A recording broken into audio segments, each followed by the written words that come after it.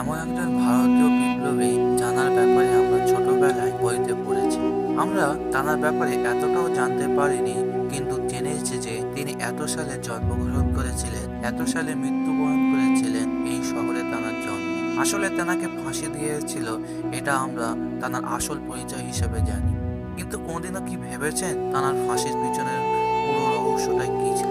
তার জীবন কাহিনীটাই কি ছিল? তিনি শেষ সময় এমন প্রশ্ন করেছিল যা জাল্লাদকে অবাক করে দিয়েছে। এমন প্রশ্ন সাধারণত মৃত্যুর আগে কোনোদিনই জাল্লাদ শোনেনি। আসলে ক্ষুদিরাম বসু এর পিছনে কি কিছু বলে যেতে গিয়েছিল, নাকি তিনি অজানাই ছিল? এই সমস্ত কিছু জানবেন আজকের এই ভিডিওর মাধ্যমে।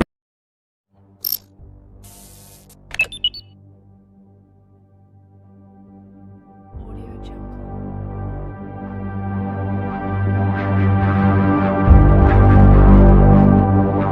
ছোটবেলা থেকে তার জীবন খুব কষ্ট ও দরিদ্রতার মাধ্যমে কেটেছিল।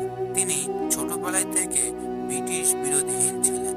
তিনি সর্বদাই ভারতকে স্বাধীনতার রূপে দেখতে চেয়েছিলেন। তার মধ্যে আগুন জ্বলছিল ব্রিটিশদের শাসন ব্যবস্থা নিয়ে। তার জীবনে এতটাই কষ্টের মধ্যে পরিবাহিত হয়েছিল যে তাকে ছোটবেলায় তার মা 3 মুঠো ভাতের বিনিময়ে তাকে বিক্রি করেন। এছাড়াও তিনি মাত্র 18 বছর বয়সেই ভারতের ব্রিটিশের হাতে ফাঁসির দড়িতে ঝুলতে হয়। তিনি ডিসেম্বর 1889, 11ই আগস্ট 1908 ছিলেন একজন ভারতীয় বাঙালি বিপ্লবী, যিনি ভারতের ব্রিটিশ শাসনের বিরোধিতা করেন। তার জন্ম হয়েছিল 3 ডিসেম্বর 1889 খ্রিস্টাব্দে পশ্চিম মেদিনীপুরের হবিবপুরে। পেশাগত দিক থেকে তিনি রাজনীতিবিদ ছিলেন। তার প্রধান আন্দোলন ছিল ব্রিটিশ বিরোধী স্বাধীনতা। ক্ষুদিরাম বসু 18 দশকে তৎকালীন ব্রিটিশ ভারতীয় বেঙ্গল প্রেসিডেন্টের অন্তর্গত মেদিনীপুরের শহরের কাছাকাছি বর্তমান পশ্চিম মেদিনীপুর জেলা কেশপুর থানার অন্তর্গত মৌবইনি হবিবপুর গ্রামের একটি বাঙালি কয়েস্তা পরিবারে তার জন্ম হয়েছিল।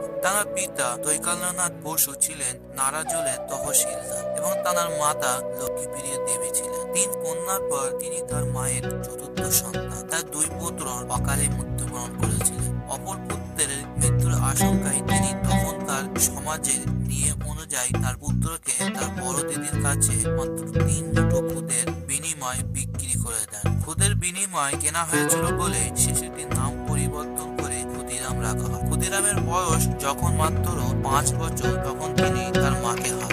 1 বছর পর পিতার মৃত্যু হয়। তখন তার বড় দিদির অপর রূপে তাকে দাসপুর থানার এক গ্রামে নিজের বাড়িতে নিয়ে যান। অপরূপার স্বামীর অমিত্রলাল রায় ক্ষুদিরামকে তমলেকের হামলেট হাই স্কুলে ভর্তি করে দেন। 1902 খ্রিস্টাব্দ এবং 1903 খ্রিস্টাব্দে শ্রী অরবিন্দু এবং ভগিনী নিবেদিতা মেদিনীপুর ভ্রমণ করেন। তাদের প্রধান উৎস ছিল স্বাধীনতার জন্য জনসমক্ষ ধারাবাহিক বক্তব্য রাখেন এবং বিপ্লবী গোষ্ঠীগুলোর সঙ্গে গোপন অধিবেশন করেন। তখন কিশোরী ছাত্র ক্ষুদিরাম এই সমস্ত বিপ্লবের আলোচনায় সক্রিয় অংশগ্রহণ করেন। স্পষ্টভাবেই তিনি সমৃদ্ধিতে যোগদান করেন এবং কলকাতার বীরেন্দ্র কুমার ঘোষের কর্মসংস্থার পর সংস্পর্শে আসেন। তিনি 15 বছর বয়সে অনুশীলন সমিতির একজন স্বেচ্ছাসেবী হয়ে ওঠেন এবং তিনি ভারতের ব্রিটিশ শাসন বিরোধী পুস্তিকা বিতরণের অপরাধে গ্রেপ্তার হন। 16 বছর বয়সে ক্ষুদিরাম থানার কাছে বোম মজুত করতে থাকেন এবং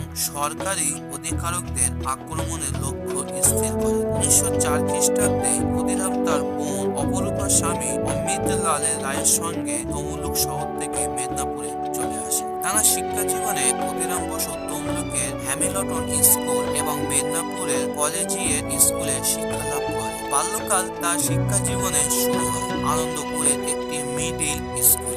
সেখানে তিনি 4র্থ শ্রেণী পর্যন্ত লেখাপড়া শিখেছেন। এরপর মেদিনীপুরে হয়ে ওঠে তার বিপ্লবী জীবনের অভিষেক। তিনি বিপ্লবীদের একটি নবগঠিত আখড়ায় যোগ দেন। 1902 খ্রিস্টাব্দে যোগেন্দ্রনাথ বসু এবং রাজনারায়ণ বসুর প্রভাবে মেদিনীপুরের একটি গুপ্ত বিপ্লবী সংগঠন গড়ে উঠেছে। সেই সংগঠনের নেতা ছিলেন হেমচন্দ্র দাস পূর্ণাঙ্গ এবং সত্যেন্দ্রনাথ বসু। হেমচন্দ্র দাসের সহকারী এটি রাজনৈতিকভাবে সক্রিয় ব্রিটিশদের দ্বারা পরিচালিত হতো। অল্প কিছু সময়ের মাধ্যমে ক্ষুদিরাম তার গুণাবলীর জন্য সবার চোখে গুরুত্বপূর্ণ হয়ে ওঠে। ক্ষুদিরাম সত্যেন্দ্রনাথের সাহায্যে বিপ্লবী দলভুক্ত হয়ে এখানে আশ্রয় পান। ক্ষুদিরাম কাঁসাই নদীর বন্যার সময়ে রন পারের সাহায্যে কেরাম কাজ চালায়। 1960 খ্রিস্টাব্দে বীরেন্দ্র কুমার ঘোষ তার সহযোগিতায় হেমচন্দ্র পূর্ণাঙ্গকে প্যারিসের নির্বাসনে থাকা একজন রাশিয়া নৌকালাস কাছ থেকে বোমা তৈরি কায়দা শেখার জন্য পাঠানোর ব্যবস্থা করে। এরপর তারা বোমা তৈরি শিখে গেলে হেমচন্দ্র তৈরি করা ওই বোমা দিয়ে কিংসফোর্ডকে হত্যার প্রথম প্রচেষ্টা করা হয়। একটা ক্যাডিভারের কোকের খালি টিনে 1 পাউন্ড পিক্রিক অ্যাসিড এবং 3টে ডেটোনেটর এবং একটি বইয়ের ফাঁকে প্রবেশ করে প্যাক করা হয়েছে, যা বাদামি কাগজ দিয়ে পুড়ে নবীন বিপ্লবী পরেশ মল্লিক কিংসফোর্ডের বাড়িতে নিয়ে আসে। কিংসফোর্ড প্যাকেটটা না খুলে পড়ে দেখবার বলে তার সেলফে রেখে দেয়। 1908 খ্রিস্টাব্দে মার্চের বিচরকের নিরাপত্তার ভয়ে কিংসফোর্ডের পদোন্নতি করে সরকার তাকে বিহারের মুজাফফরপুরের জেলার বিচারপতি হিসাবে বদলি করে। তার সঙ্গে যায় আসবাবপত্র, লাইব্রেরি এবং বই বন্ধ। এরপর অরবিন্দ ঘোষ, বীরেন্দ্র ঘোষ এবং তাদের সহযোগিতার কাজকর্মে পুলিশের সন্দেহ হতে থাকে। কলকাতার পুলিশ কিংসফোর্ডের জীবন বাঁচানোর জন্য সচেতন হয়ে ওঠে। Commission F.L. হলডি মুজাফফরপুরের সুপারিনটেন্ডেন্টের উপেক্ষার বদলে সতর্ক হয়েছিলেন। কিংসফোর্ড তার স্ত্রীর সঙ্গে এবং ব্রিটিশ ব্যারিস্টারের মেয়ের সঙ্গে ব্রিটিশ খেলছিলেন। তারা রাত 8:30 নগর বাড়ি ফিরতে মনস্থির করে। কিংসফোর্ড এবং তার স্ত্রী একটা গাড়িতে ছিলেন, যেটা কেনেডি এবং তার পরিবারের গাড়ির মতোই দেখতে ছিল। গাড়িগুলির দিকে লক্ষ্য করে ক্ষুদিরাম ও প্রফুল্ল বোমগুলি ক্ষেপণাস্ত্রের মতো তাদের দিকে নিক্ষেপ করে দেয়। এর ফলে তারা গুরুতর আহত হন এবং কিছুদিনের মধ্যে মহিলাগণ মারা যান। ঘটনা সমস্ত দিকে ছড়িয়ে পড়ার সাথে সাথেই ক্ষুদিরাম এবং প্রফুল্ল নিজেদের রাস্তায় পালিয়ে বাঁচার চেষ্টা করে। মধ্যরাতের মধ্যে সারা শহরে ঘটনা সমস্ত জায়গায় ছড়িয়ে পড়েছিল। সকাল পর্যন্ত ক্ষুদিরাম 25 মাইল পায়ে হেঁটে এক স্টেশনে পৌঁছায়, যেখানে একটা চায়ের দোকানে তিনি 1 গ্লাস জল চেয়েছিলেন। তখন তিনি ফতে সিং এবং শিবপ্রসাদ সিং নামে 2 জন কনস্টেবলের মুখোমুখি হন, যারা তার ময়লা পা এবং বিধ্বস্ত ওই ঘরমুক্ত চেহারা দেখে কিছু সন্দেহ করেছিল। কয়েকটা প্রশ্ন করার পর তাদের সন্দেহ বেড়ে যায় এবং তারা ক্ষুদিরামকে আটক করার সিদ্ধান্ত নেয়। ক্ষুদিরাম তাদের দুজনের সঙ্গে সংঘর্ষ করতে শুরু করে এবং ততক্ষণ দুটো রিভলভারের মধ্যে একটা রিভলভার পুলিশের হাত থেকে পড়ে যায়। অন্য রিভলভার দিয়ে কনস্টেবলের দিকে গুলি করতে উদ্যোগ হওয়ার আগেই অন্য কনস্টেবল ক্ষুদিরামকে পিছন দিক থেকে মজবুতভাবে কষাই করে ফেলেছে। নবীনতর এবং হালকা ছেঁড়ার ক্ষুদিরামের পক্ষে নিজের প্রতিরক্ষা অথবা অবহিত পাওয়ার কোনো সম্ভাবনাই ছিল না। তার কাছে 37 রাউন্ড গোলাগুলি, 30 টাকা নগদ, একটা রেলপথের মানচিত্র এবং এক পাতা রেলের সময় সরণি ছিল। ক্ষুদিরামের চিরকালের জন্য ধরা পড়ে গেলেন সেই পুলিশ অফিসারের কাছে।